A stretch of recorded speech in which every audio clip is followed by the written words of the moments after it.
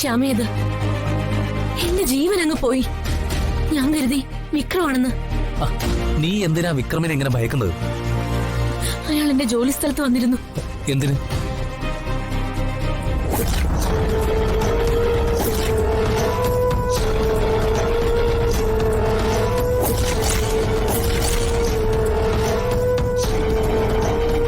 വർഷ, ഇത് ഞാനാ, നിന്റെ ഭർത്താവ് വിക്രം.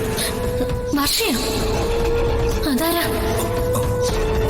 എന്റെ ഭാര്യയെ ഏത് നിലാവട്ടത്ത് കണ്ടാലും എനിക്ക് തിരിച്ചറിയാൻ പറ്റും. പിന്നെയാണോ ഈ പകൽ വെട്ടത്ത്? തമാശ കളഞ്ഞ വന്നേ, വാ.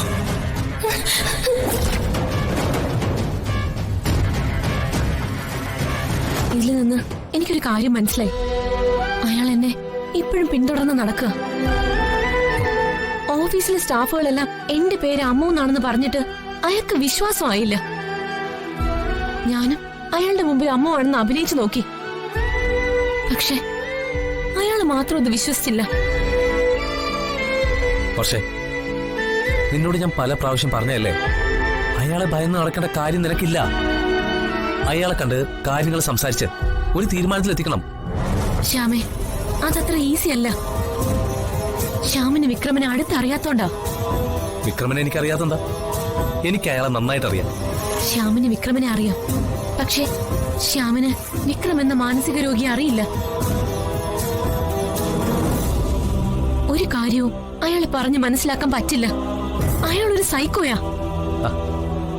നീ പേടിക്കേണ്ട വർഷേ, ഞാനുണ്ടാവും നിന്റെ കൂടെ. എന്തിനും.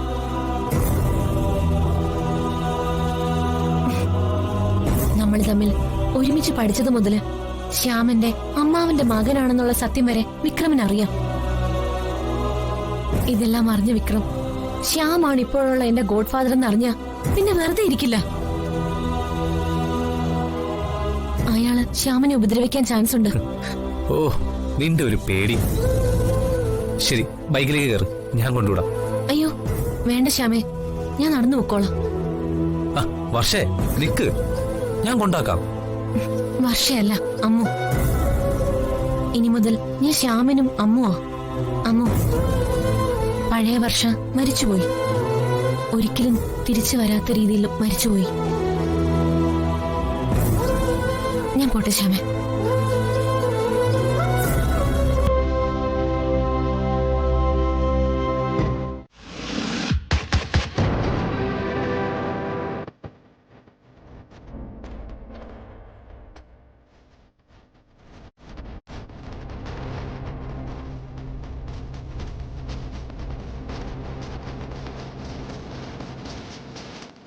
അളിയാ, എന്റെ മനോജെ, ഈ നിമിഷം വരെ ഈ കുടുംബത്തിൽ യാതൊരു വിലയും ഇല്ലാതിരുന്നത് ഞാനായിരുന്ന എൻ്റെ ഒരു വിശ്വാസം.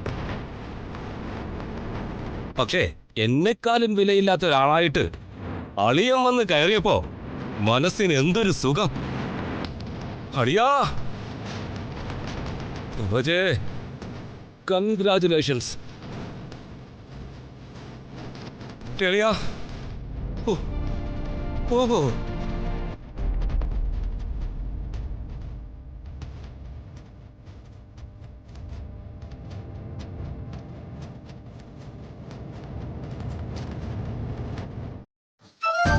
പക്ഷേ എല്ലാ പേപ്പറുകളും കിട്ടാത്തതിനാൽ ബിടെക്കും പൂർത്തിയാക്കിയില്ല. പിന്നെ ഒരു തൊഴിലും ചെയ്യാതെ സ്റ്റാർട്ടപ്പ് ബിസിനസ് എന്നും പറഞ്ഞ് നടന്നു. അതിന്റെ പേരിൽ ലക്ഷങ്ങളാ എന്റെ കയ്യിൽ നിന്നും പിടിച്ചു വാങ്ങിയത്.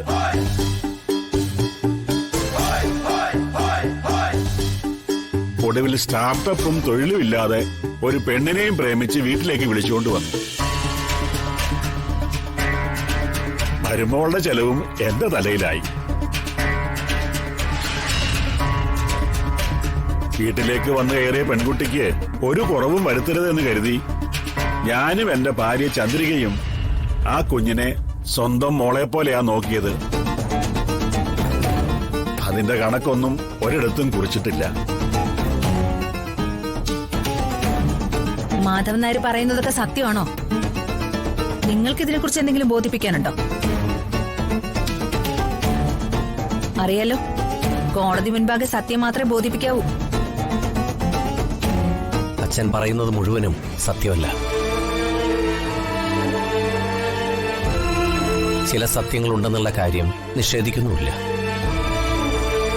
പക്ഷേ ഞങ്ങൾ രണ്ടുപേരും മാത്രമല്ലല്ലോ അച്ഛന്റെ മക്കള്. 3 പെൺമക്കൾ കൂടിയുണ്ടല്ലോ. അവരുടെ ആരുടെയും പേരിൽ പരാതിയോ പരിഭവമോ ഇല്ല. അവരോട് നഷ്ടപരിഹാരവും ആവശ്യപ്പെടുന്നില്ല. ഇതിൽ എന്ത് ന്യായമാണുള്ളത് മാഡം?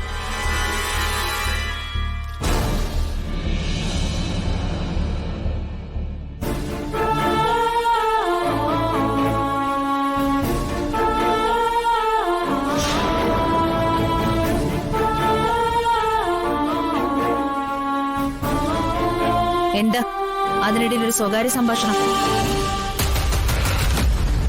കോടതിക്ക് അകത്ത് വെച്ചല്ല, പുറത്തു വെച്ച വക്കീല് കക്ഷികൾക്ക് ക്ലാസ് എടുക്കേണ്ടത്.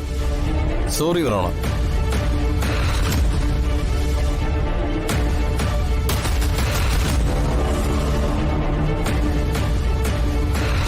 പ്രകാശിന്റെ ചോദ്യങ്ങൾക്ക് മറുപടി പറയേണ്ടത് മാധവൻ നായർ.